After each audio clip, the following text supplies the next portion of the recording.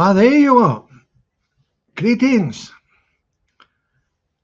especially to you, my friend. Welcome again. Glad you could make it. Welcome again to the Watering Hole, die Watergat. I'm Peter Warren, and we're going to spend some golden time together, quality time, in the refreshing, living, life-giving, life-changing, challenging words of God. So, do you like my new top? I've been wearing it the whole week. It is lekker. Today I want to talk about addiction. You might think this doesn't apply to you, but the Bible might tell you otherwise. But even so, even if you are addicted, God is always a God of recovery. There is hope. Hope beyond. Hope against hope. Let's dig deeper today. Let's first ask the Lord to help us in this time together. Our Father God, we thank you that we are in your presence. You are everywhere. And where two or more of us are gathered in your name, there you are in the midst of us. Thank you, Lord. Holy Spirit, will you come now and do what the Father once done? Say what the Father once said. In Jesus' name, amen. So, by way of title, are you addicted? I remember a song years ago from the evangelist Carmen, and he had a song, Addicted to Jesus. And we know there are many other addictions. Who in his right mind would volunteer to become a slave, chained forever to a life of bondage? And yet that is exactly what addiction is. Self-imposed slavery. Selling oneself to a lifetime of bondage, either to a habit or a substance or a mindset. Even more than that, slavery to a lifetime of bondage to a way of thinking, a set of traditions, a lack of knowledge, a bad habit, a characteristic that is negative, a bad character trait. These are addictions. Now, while we typically think of addiction as a problem related to alcohol or drugs, there are other addictions, equally destructive, maybe even more destructive. The fact is, we all have our addictions, whether they are minor bad habits or dangerous dependencies. We may be addicted to work or to money. We may be addicted to not bringing our best, to mediocrity, or anger, or sexual lust, or an unhealthy lifestyle. You may be addicted to television, to your cell phone, to dopamine, hits and likes. You may be addicted to sugar and fat. You may be addicted to Skinner, gossip. The Bible views addiction as a form of enslavement to sin or to worldly desires. And it is often called a stronghold that becomes your master. A stronghold is a mindset. It becomes a stronghold. In other words, you don't see it coming until it's too late, until you're already trapped. Oh, I can stop drinking whenever I want to. No, really. I can switch off porn anytime I like. Really. Until you can't. Rather than just focusing on substance abuse, which is obvious, Scripture addresses the root causes. What gives you an addictive personality? Things like pain, trauma, spiritual emptiness.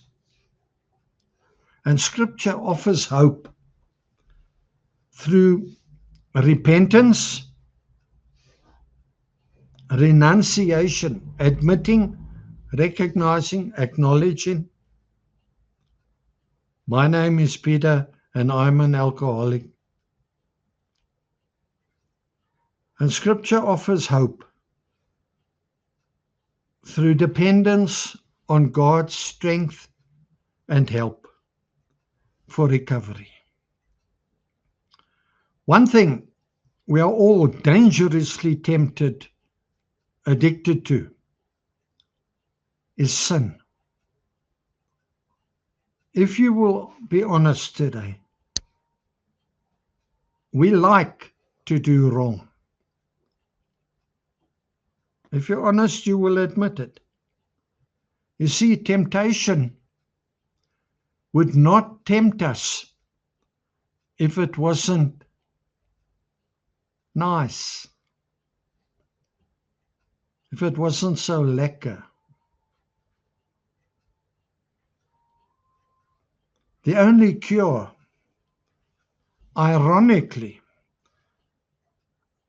is instead of submitting to the control of that,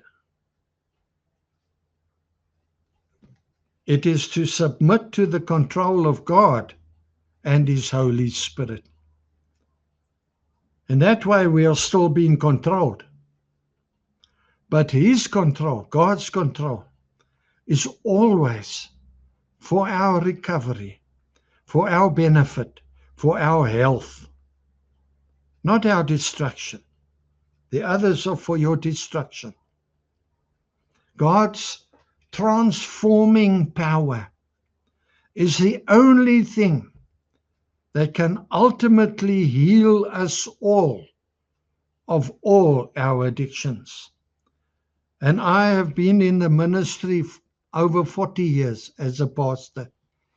I have seen God come through for countless people, young and old, and deliver them, set them free from all kinds of addictions. And He wants to do the same for you today. You today. Yes, you. There are some things to note. Addiction involves more than substance abuse. Number 2, you can be devoted to God and still be addicted. Number 3, you have the power of choice. Let's break it down. Addiction involves more than substance abuse. The key to addiction is control. What controls you? What takes first place in your life? Whenever we have a master, we are slaves. Addiction is you surrendering yourself to be controlled by something or someone, or some mindset, or some habit, or some. 2 Peter 2:19 in the CEV. People are slaves of whatever controls them. Now, you can be a slave to your addiction, or you can be a bond slave to Christ Jesus. Number 2, you can be devoted to God and still be addicted.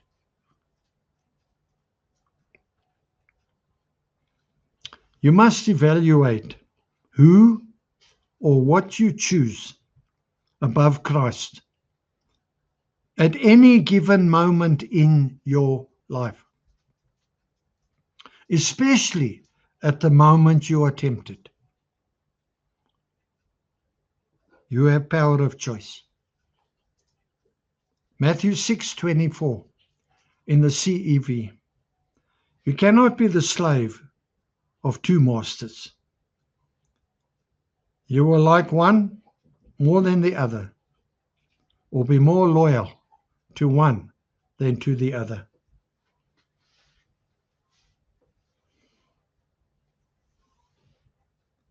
The picture of two wolves wrestling within you, one to kill you, the other to deliver you.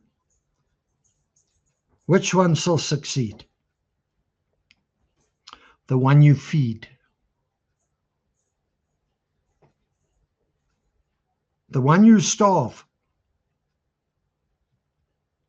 will never control you. You have the power of choice. Submission is a choice. I deal with a youth ministry to drug-addicted young people. They will tell you that every single addict always says no and still falls. Maybe one of these days, I think I will talk about, if we are dead to sin, why do we still sin? We need to understand. And those young people will tell you that until the day comes when they admit their addiction and pick up the phone to ask for help, they will never recover. You see, you and I, every day, in many ways, we stand at crossroads. Choose sinful ways or God's ways. The ways are not ours, but the choice is ours. God's control is the only kind of control that produces 100% results. Romans 8 verse 5 in the CEV. People who are ruled by their desires think only of themselves. Everyone who is ruled by the Holy Spirit thinks about spiritual things. If our minds are ruled by our desires, we will die. That's the one wolf. But if our minds are ruled by the Spirit, we will have life and peace. That's Romans 8. Romans 8 verse 9 You are no longer ruled by your desires, but by God's Spirit who lives in you. People who don't have the Spirit of Christ in them don't belong to Him. So there it is. In my own life, I want to be addicted to Jesus. So, the path to freedom. 3 points. Surrender and reliance, community and transformation. Surrender and reliance. Acknowledge your addiction. Admit you cannot heal yourself by yourself. Turn away from, renounce your addiction. Make a decision to shift your dependence from the addictive substance or mindset and to shift it onto God's power and faithfulness to help you through. That's where it starts. Erken het. Sê dit af. Bely dit. Shift your dependence. It's a decision. Number 2, community. Seek help through fellow believers. James 5:16 in the NET. So confess your sins to one another, your faults to one another, and pray for one another so that you may be healed. God has ordained it that we need to bring the stuff into the light. We need to tell somebody, share with somebody. While you keep it in the darkness, it belongs to the devil and he runs wild with it. The minute you bring it into the light, my name is Peter Warren and I am an alcoholic. The minute you recover it, put it into the light, that's when your healing starts. And that scripture goes on, the prayer of a righteous person has great effectiveness, dynamite working power, dunamis. When you confess your fault to one another and receive prayer from a righteous person, that prayer has dynamite working, explosive power in your situation. Walk in the light with other recovering addicts. Join a support group. Walk in the light. Number 3, transformation. Renew your mind with God's truth so that wrong thinking, stinking thinking can be corrected and so that you can overcome old habits. Romans 2:12 verse 2 in the NET. Do not be conformed to this present world, but be transformed by the renewing of your mind, so that you may test and approve what is the will of God, what is good and well-pleasing and perfect. I want to remind you, you were not designed to be defeated. You were designed to live in overcoming. You were designed for victory. Make a decision now. It's a tough one. Well, let's just pray.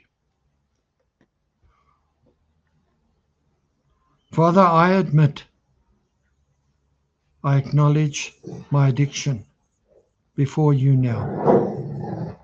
I admit that I cannot heal by myself, and I come to you for help. Please forgive my addiction and deliver me from it. I renounce it. Connect me to the right people to walk out this road of recovery. Help me to renew my mind with your truth. I want to be transformed, changed from the inside out. Thank you, my Father. I take my trust off of the substance and I'll put it on you. In Jesus' name. Thank you for what you're doing and what you're going to do. Amen. Well, that's a lot and all I got. With love from me to you. Thanks for spending this time with me.